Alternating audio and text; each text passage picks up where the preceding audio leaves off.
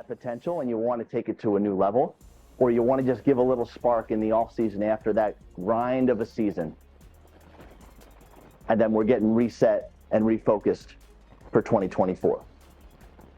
So I first off, again, just want to say thank you. Appreciate the opportunity to be here. It's about all of you. As we go through this workshop today, there'll be a lot of thought-provoking questions. There'll be activities. There'll be some small group work.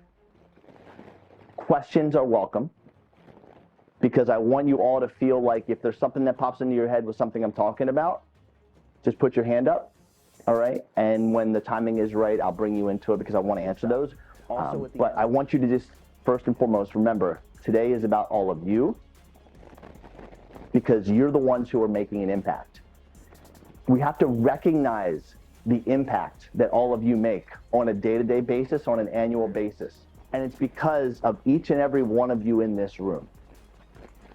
Every one of you matters. Your role is important. You're a piece of the puzzle. And every relationship that you have with your teammates in this room, and you feel grateful for that opportunity. I've seen that in so many people in this room over the years. And I just want to recognize that in the beginning. And I also want to